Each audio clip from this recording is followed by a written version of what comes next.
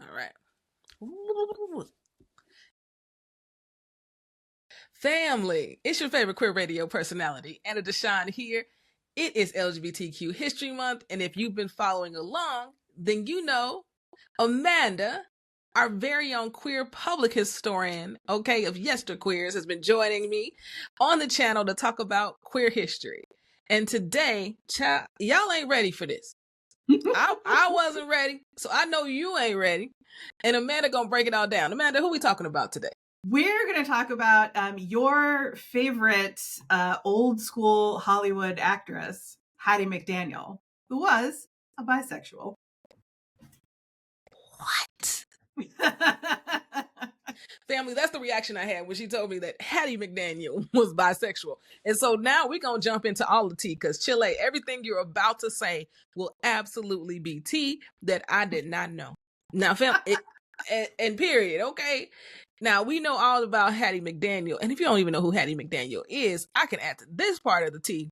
Yes. She was the first Black woman to win an Oscar for her role in Gone with the Wind. And that has been the image of Hattie McDaniel I've had my entire life. It is Aunt Jemima, okay? It is breaking barriers in Hollywood, okay? And now Amanda has broken my whole bubble. It said she's bisexual, okay? So, indeed. Amanda, give us the tea. So here's the thing. Hattie McDaniel was in Hollywood at a time where there's a lot of queerness in Hollywood at this period of time. There was very famously a not secret group of lesbians in Hollywood, actresses known as the Sewing Circle, which Hattie McDaniel may or may not have been a part of. So of course, I'm going to have to preface this all by saying Hattie McDaniel has never confirmed nor denied this herself, or didn't while she was alive. Obviously, she has passed away now. But that was pretty common for the time, for a variety of reasons, not just because of how stars were, their images were sort of manipulated by the studios, but also because there were actually laws in place about being queer. So there is lots of very well-founded sourcing, however, to say that Hattie McDaniel was bisexual. So there is a very... Go ahead. What was this? It was the Sewers what? The Sewing Circle. The Sewing Circle. Oh yeah, I wonder who came up with this very inconspicuous name. We can do a whole other episode about that. There is a very, very famous rumor that Hattie McDaniel and Tallulah Bankhead were lovers for a while. It was actually featured in Ryan Murphy's series for Netflix, Hollywood. Featured Hattie McDaniel and Tallulah Bankhead together in a relationship. It's one of those things that I'm going to say is like probable. It's hard to source. It's hard to, really sort of confirm or deny. Tallulah Bankhead, however, was pretty upfront and open about her sexuality. But yeah, so there is a very persistent rumor that Hattie and Tallulah were lovers for quite some time. And I think it's probable. And for those who don't know who Tallulah Bankhead was, she was an actress, but she was also white. Yes. So the idea that they were even having some type of love affair in the face of the fact that they're being lesbians out here in the streets in the 1940s, 1930s, is that it was also would be interracial, which was absolutely a no. Yeah. And so Hattie McDaniel was in a very interesting place in Hollywood. So when Hattie appeared in Gone with the Wind, first of all, she was not allowed to attend the premiere of the film in Atlanta because the theater where it was being held was segregated. And so she couldn't go to the premiere. When she was nominated for an Oscar, she was not permitted to sit with the rest of the cast. She had to sit in the way back of the theater because, again, it was segregated. And they sort of rushed her up on stage to give her the award and then took her out the back door. So she dealt with a lot of these racial barriers. I mean, that hardly seems like a strong enough word, but she dealt with it, constantly sort of throughout her career. So it sort of doesn't surprise me that that's a a line she would dance right over in her personal life, you know, like it just, she was so used um, to, working through the system, fighting against the system. So it doesn't surprise me, And you know. not just fighting the systems, but being inside of the system all Mhm. at the same time, right? So Yeah. Yeah. she is on a Hollywood set, and this is still early Hollywood. This is black and white Hollywood. This is the Hollywood, and keep me honest here, Amanda. This is like the Hollywood that you hear about is Hollywood, and Hattie McDaniel is out here trying to make a way when What's nobody wanted to give away. So she's also very familiar with working within these spaces.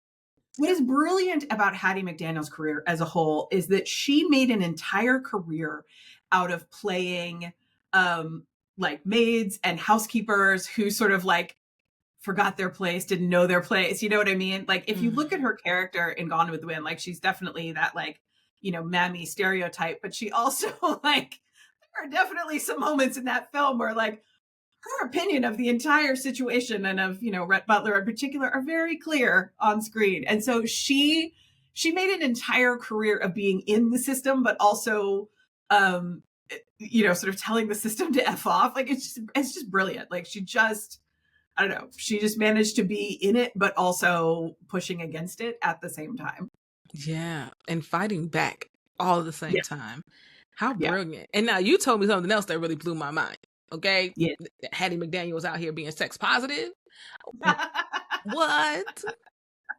Yeah. So, and again, this is like nothing Hattie herself ever said, but by all accounts, you know, that she was bisexual and very open and embracing of the experience of sex. And I think that's part of the reason that she is often linked with Tallulah Bankhead, who was very vocally vocally sex positive. Like, you know, Tallulah Bankhead was very clear about who she was and what she was about. And so I think that's probably one of the reasons that she and Hattie McDaniel are linked sometimes. And yeah, so it just, again, at a time when women in particular, Black women in particular, and also a fat woman like Hattie McDaniel was not the epitome of beauty for an actress at the time, partly because she was Black, but also because she was a heavy woman. And she just none of that mattered, you know, like she was a brilliant actress and a singer and a performer. She was, I just learned this researching this episode, the first I'm not sure the first Black woman or the first Black performer ever to sing on the American radio. Like just, you know, just absolutely did not fit in any box, but was like, bet I'm just gonna do my thing. And it just did, you And know, see and it where it just, takes me. Also, yeah. I also think it's so interesting too, because Hattie McDaniel in Hollywood, that situates her in California and it situates her in LA, right? In Mhm. Los Angeles. And Mhm. then we have this whole other queer revolution and liberation happening in New York, right? Mhm. Because we're coming out of like, I mean, Hattie and Harlem Renaissance really do overlap in time. And so all these other queer Black revolutionary writers and artists were definitely liberated out here, right, in New York. But Hattie was pretty far removed from that in Hollywood. She, yes and no. So she was actually born in Kansas. Both of her parents were formerly enslaved. She was born in 1893.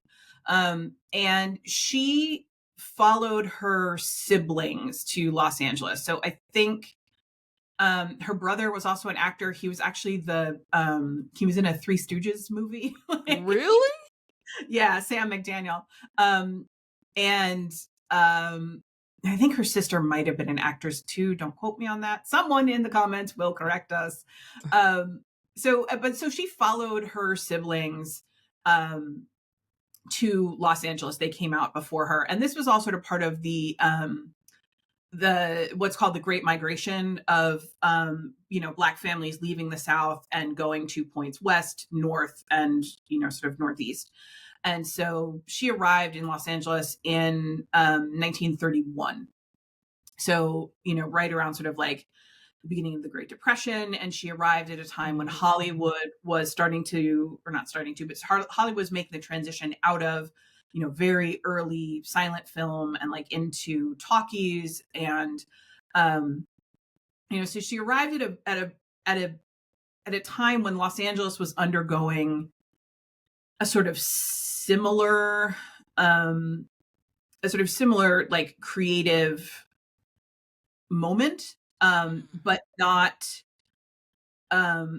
nearly as vital or nearly as centered on, Black artists and Black writers as the Harlem Renaissance. So she was in the midst of her own sort of artist revolution that was happening in LA, while something simultaneously would happen on the other side of the country. Yeah, Hollywood as a whole was going through a really fascinating time in the 1930s, into the 1940s. And so she was really swept up in that. And, I think she got her start on the radio, I think doing like radio dramas, and then, sort of went, and then into film and then into television ultimately, which, there's only a handful, I think, of actors who did all of those things in the course of their career, right? But she did them all. She did. And while doing research for this, we found out that she has 2 stars on the Hollywood Walk of Fame. To that, yes. She has 1 for radio and 1 for motion pictures. Mm-hmm. So we were just happy to get 1. She had 2. She's got 1 for each hand. You gotta have a match set. It's important to have a match set. Balance, right? Balance. So, Amanda, is there anything in the history that tells us who was in Hattie's circles? I mean, at this point, she had to be rich, right? I mean, she was in the money to an extent, right? Well, yeah. I mean, it's hard to say. So it's hard to say. She was probably paid well, but I am sure not nearly as well as any of her white counterparts for all of the things that she was doing. Her estate actually wasn't worth much by the time she died. She died in 1952, but it's hard to say whether it wasn't worth much because she wasn't being paid her worth, or because she was like giving money away to, family or to friends, or like, it's just kind of hard to say what happened there. But she was definitely moving in influential circles. She and Ethel Waters were friends, as far as I know. And so we know Ethel was family. Hello. Mm-hmm. Oh, okay. Yeah. And she was very, very popular with audiences. But she, again, because she straddled this, I'm trying to figure out how to say this. She straddled such an interesting period in time and did such an interesting combination of things. And so she was sometimes willing to take roles that other actors weren't. Like one of her last roles, or her last role, was as the title character of Ballula in a sitcom on CBS. And she took over that role in the second season. The first season, Ballula was played by Ethel Waters. Actually left the show because she was concerned about the stereotypes in it. So, Hattie McDaniel was also willing to sort of go places that some other actors at the time weren't. And, the show was popular for a while, and then it was actually canceled because it made military viewers, because it was one of the shows that was broadcast to like American military bases. It made military viewers in particular angry that it was portraying Black men as shiftless and lazy. And so that was one of the reasons that it got canceled. Wow. Yeah. Well, so another little known fact. I mean, family, that's what we get with Amanda here. Okay. She's going to tell us all the little things because it's all in her brain. It's pretty wild. And it's in the notes in front of me. I will say, I think that is a thread of Hattie McDaniel's legacy, right? That these roles of Mammy were also juxtaposed to the Black respectability role that Black folks was trying to take at the time. They were trying to not be typecast as the mammy of the house, right? Not to be maids anymore, right? I think Hattie's roles in Hollywood, a lot of people disapproved of. Yeah. You know, history, we can look back on it and say she was working. Okay, this is what she needed to do to make a living, doing what she loved to do, and the roles. I mean, they typecast big black women as the maids, and Aunt Jemima just changed that logo a few years ago. Yeah. Right? So, I mean, her legacy in playing that role and being that person to wealthy white families definitely had lasting impacts that a lot of Black folks just didn't appreciate. So she was very pointedly and specifically non-political. She didn't get involved in the nascent civil rights movement. I mean, she died in 1952, so that was before the bulk of it. But she wanted to stay out of all of it on all sides, which I know was incredibly frustrating to a lot of people at the time and is hard to look back on. But on the flip side, it's not like she wasn't doing the work, right? So like she lived in a neighborhood in Los Angeles called West Adams, in the Sugar Hill portion of West Adams. And she lived there with a bunch of other, sort of well-off, well-known Black entertainers and, doctors and luminaries, that kind of thing. And a bunch of white neighbors tried to sue to get Hattie McDaniel and all of her neighbors out of the neighborhood. And Hattie McDaniel rallied 30 of her neighbors to fight the lawsuit, and they won. So on the one hand, she did not want to be involved. She did not want to be like publicly involved in anything political. But on the other hand, she was out rallying her neighbors to win a lawsuit against a bunch of racists who wanted to kick them out of their homes. So that part. And so much of her life, just living and breathing, was political. Her waking up is political, so there's that part too. Something I think a lot of people who follow both of us can probably understand. Just waking up and having your entire existence be politicized. That part, yes. Good grief. Hattie McDaniel was bisexual. I'll be god dogging. On this here day, did I not learn something? Okay. Family, if you're enjoying these videos with me and Amanda talking about queer history, leave us a comment, because we've been talking and maybe we do more of these outside of just October. I don't know. If you want to tell us, okay? This is Anna DeShawn, your favorite queer radio personality. And this is Amanda, you already know, your favorite queer public historian. And who knows, we might just be back with another video. Ooh. So she was in the middle of sort of a broader, similar thing. That was a terrible sentence, but you knew what I meant.